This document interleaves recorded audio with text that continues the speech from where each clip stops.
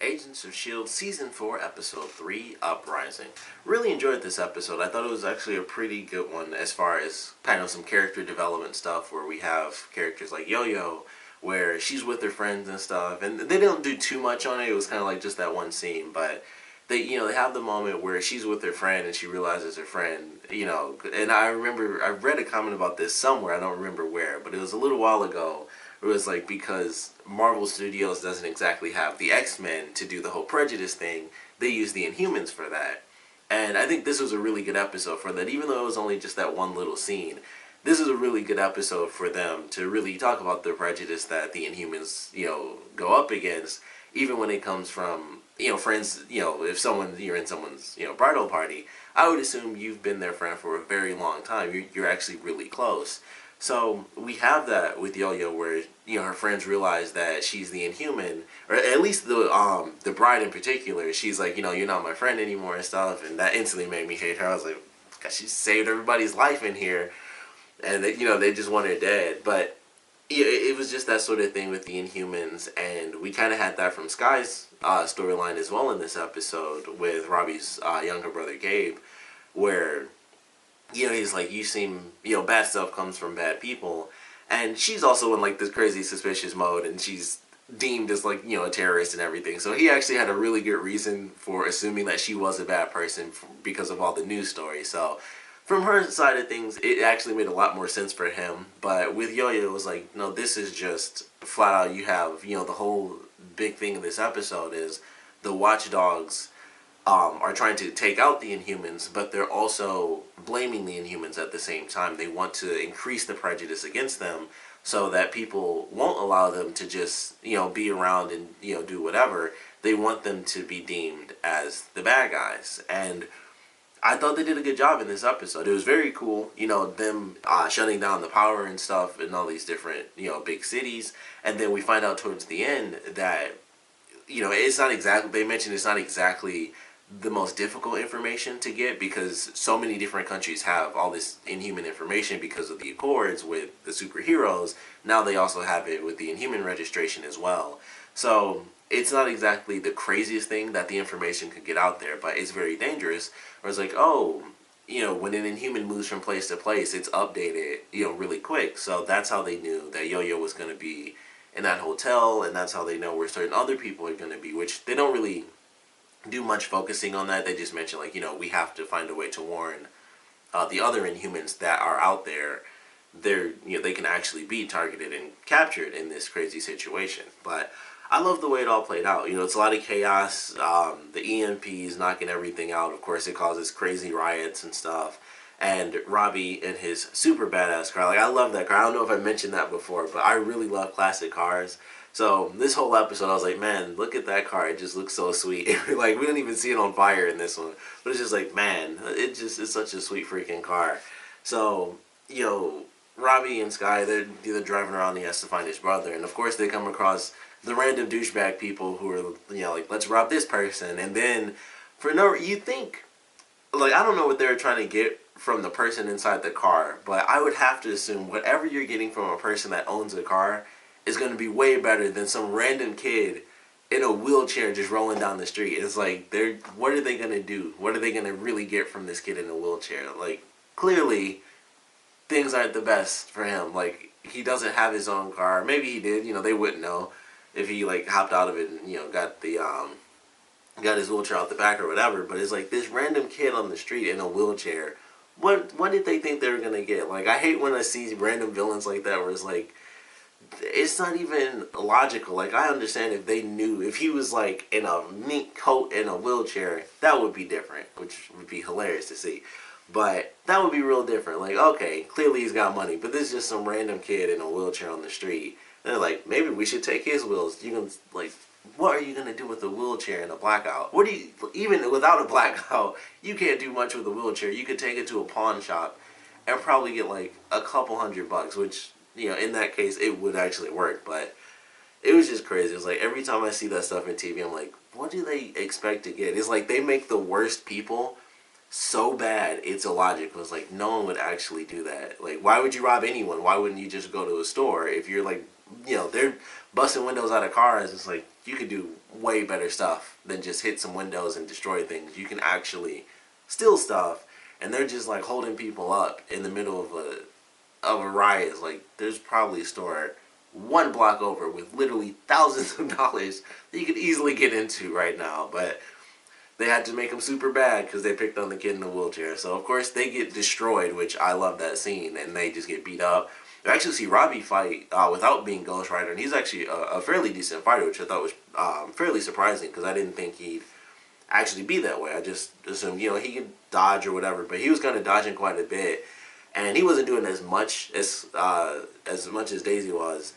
I think I called her Sky earlier. I haven't done that in a while, but you know, he wasn't doing as much as her, where she's blocking and, you know, doing kicks and flips, but he was holding his own. I was like, okay, that was pretty interesting. We also had a really awesome fight scene when the guys first showed up to Yo-Yo's party, and they took all those dudes out, and even Fitz got in on the action with that, and he actually like countered the dude, and he like stabbed him in the hand. I was like, dang, that was really badass for Fitz, because it's Fitz. We don't really see that type of stuff, so I was like, that's really cool. So I really like that, both the action scenes, all the action scenes actually, I thought were really well done in this episode. So that was something that I always love, is a good action scene. So that was pretty nice as well. But I liked how they played out with the story. You know, we got to see both sides of it with our, you know, small team going in to save Yo-Yo.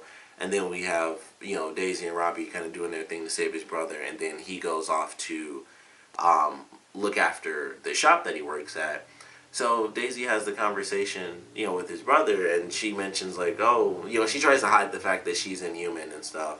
But either way, you know, she's Quake, as she's sometimes known. So of course she takes off after Robbie's brother says like, you know, I want you to leave and, you know, never come back. Like, don't involve my brother in any of this bad stuff, because this is all we got. So I thought that was good. We did, you know, early on also, we got a little hint as to what Robbie was talking about in the last episode. Like, I think I'm the connection. And so it didn't end up, of course, being one of his family members, who we find out is in prison for, I believe Daisy said, attempted manslaughter.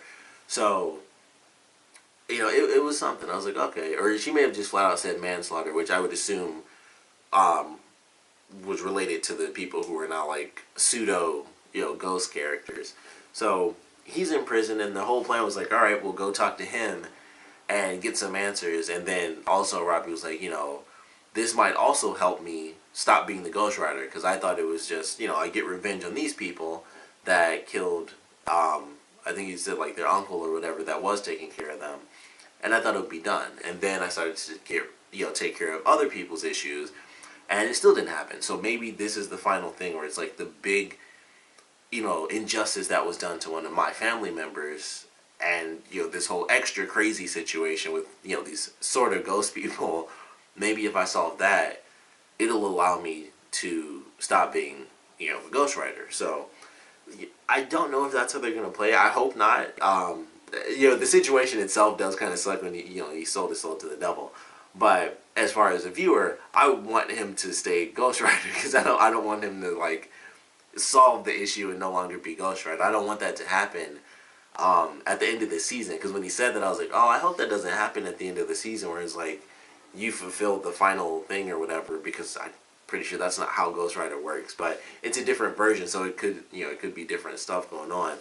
But I hope that doesn't happen at the end of the season, and it's like, yeah, we had Ghost Rider, and then he goes through his whole arc, and then he's no longer Ghost Rider.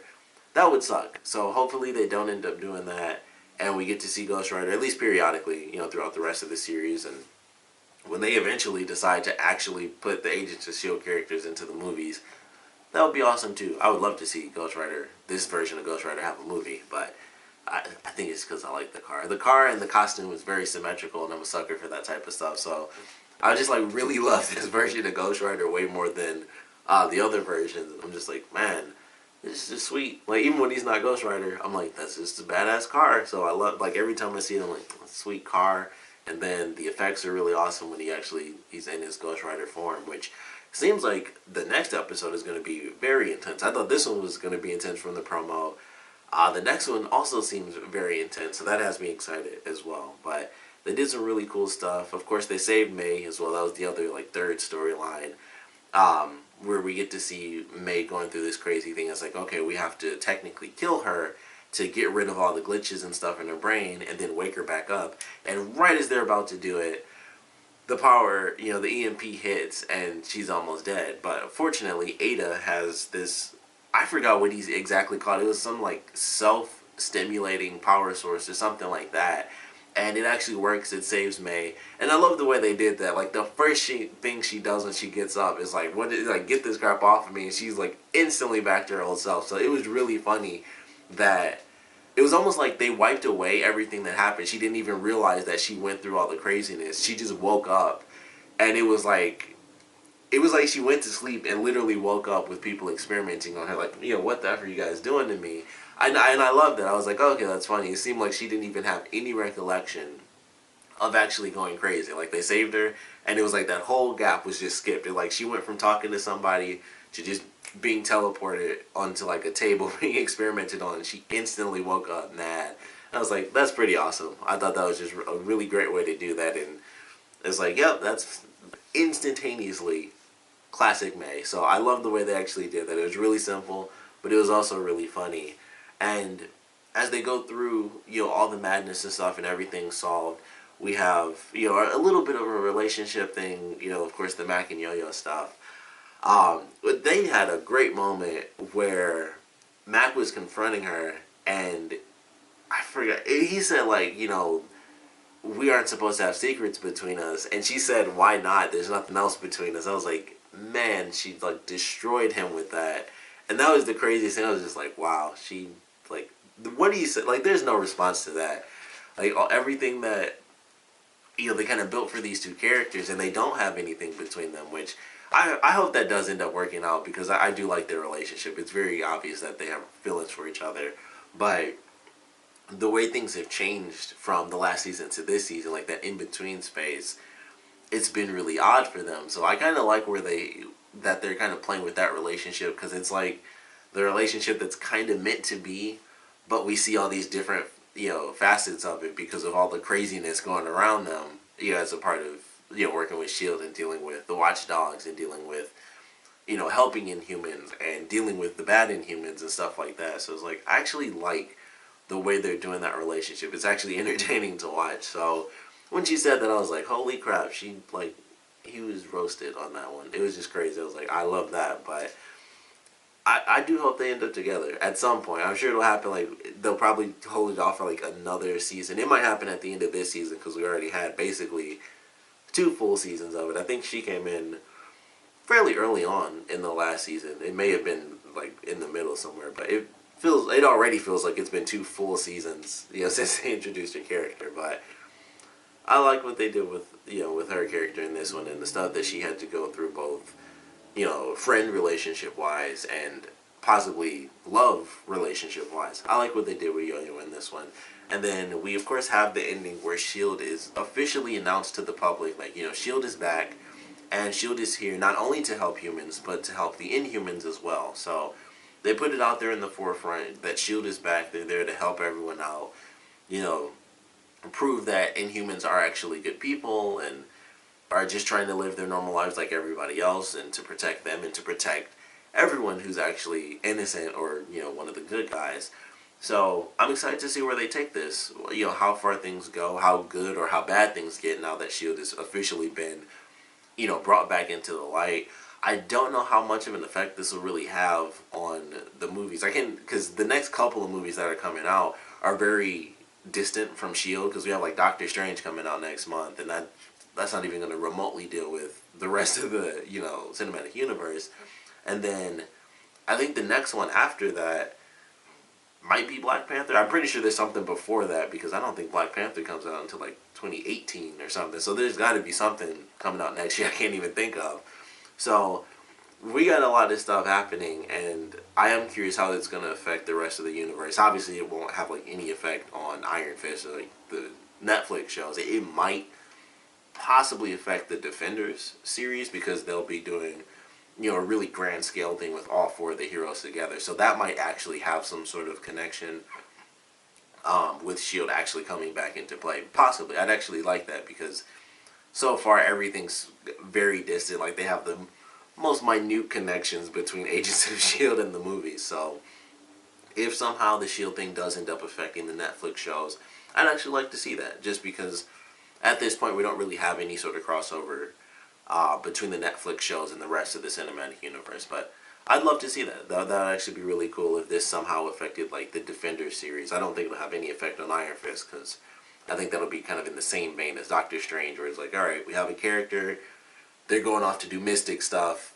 all this technical government crap is like way on the other side of that. So don't think either of those will be affected, but maybe we'll see something else come up, fairly soon after Iron Fist. We'll get to see the impact of S.H.I.E.L.D. actually, making its return in the cinematic universe. But that's a huge step. It's obviously going to have an effect, way down the line when they get to like, Infinity Wars and all that stuff. But for now, it's just a big step in the show, and I don't mind that. I actually like that idea. I feel like that'll probably bring out a couple of extra villains for them as well. We still have Ada hidden in the background, which I thought for sure was not going to be the case. I thought he would have to use Ada to actually bring May back to life, and that would kind of out the whole thing.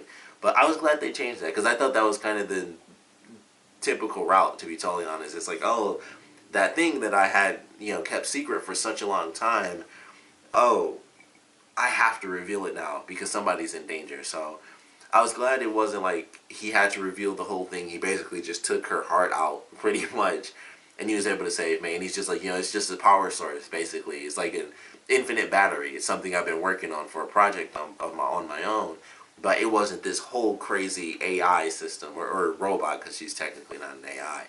So I was glad it was kind of like that, because they kind of made a point of saying like, oh, well, we can't tell Simmons what's happening because she'll have to, report it to the director. So I was glad that they still have it kind of hidden from her, where it's like, oh, this is a minor little battery that I've been working on, like an infinite power source. It's not attached to this. It's a power source. That's all.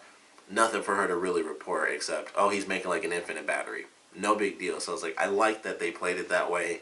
And it wasn't like the ultimate reveal, and now she has to go through the idea of not, dealing with, or not being able to, trust who she's with and keeping secrets and stuff like that. So I like that idea. I don't know, like, ever since they introduced who the guy is, as far as, the new director, it seems like everyone's, kind of trusts him a little bit more. Like, ever since they kind of introduced him, it's like, oh, he doesn't, no one seems to like distrust him. We haven't really heard that anymore, since the premiere when he wasn't in it. So I'm sure it's still the same way. It just doesn't feel the same way, because nobody says like, oh, I don't trust this guy or this or that, because he's all over the place now. So it seems like everyone's just cool with him, and he's not like hidden in the background like, oh, I don't like him and I don't like this or that. So I'm sure that's technically still the case. It just doesn't feel that way, because that was like the whole first episode was like, I don't like the new director. We don't know. We don't trust this guy. Why are you turning on us and this and that? And that all kind of vanished once he showed up. So I still think it's like that technically. They just aren't focusing on that, because who really cares? Like, they don't trust him. We got it from the premiere. We don't really need it that much more. But I was really happy about the way it played out, where it didn't have to be like the big reveal of the secret super early on before he's finished, and then he has to argue with them and be like, it'll totally work, and they do the typical thing where the person has to convince everybody else that it's a good idea, and all this extra stuff that I feel like I've seen a million times before, and pretty much anything like comic book or like science fiction based is like, I feel like I've seen it a million times. So I was glad it was done that way, where it's just a part of it was revealed, and he doesn't have to go into the whole thing. So I like that. I'm glad S.H.I.E.L.D. is back out in the public. I'm excited to see how that does affect the series and what new enemies come out to attack them. I really want to see how the Watchdogs are implemented into this, because we have this random woman. I'm sure she was in an episode and I just don't remember who she was. She may have been like in that tour thing that they did with Coulson before, but this random woman is the one who leaks the information at the end of the episode. She may have been in like the last season or something. I'm really bad. If someone's like a guest character, unless it's an actor I already know or they did something like super amazing, I don't remember them. So she may have been somewhere in the show before, in the last season, or may have even showed up in this season. She might be brand new. I really don't know right now. But, they have this thing where she's like, okay, so this failed. All right, I'll get stuff back on track. And I thought we were gonna have the reveal that we'd see who her brother was, and that would be the person that we recognize. And I'm like, I don't recognize her at all. And then it turns out that she may or may not be inhuman herself because her brother was in like the chrysalis state, and I'm assuming he's either in transition or he just didn't fall apart because she didn't bother touching him. But there's some Terrigen Mist in there, so she might be inhuman already, or maybe her brother wanted to be inhuman and just really wanted to test it, like I want superpowers sort of thing. So I'm not 100% sure which way it is just yet, where it's like she's the inhuman that hates other inhumans or something like that. So I don't know what the route is going to be just yet, if she's human and she hated her brother who wanted to be inhuman, or maybe they're born from inhumans but she didn't. I don't know. It's really hard to tell because you don't start off with powers just like Daisy. Like, you have to go through the Terrigen Mist to awaken your powers. So I don't know. Maybe she got crappy powers. Who knows? Maybe I don't know. It's hard to tell at this point. Maybe she's just mad she got crappy powers, so she wants to kill all the other Inhumans off. Maybe she's just mad at her brother. Maybe she did that to her brother. Really hard to tell. So I'm excited to learn exactly what the deal is with this woman. If her brother is in transition or if he's just gonna die if someone touches him.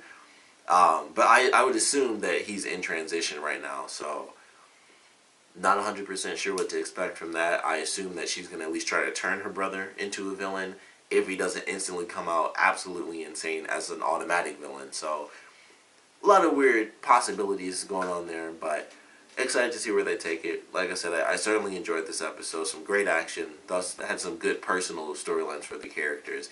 But I definitely want to know what you guys thought about it. So please comment below. Let me know your favorite parts, your least favorite parts.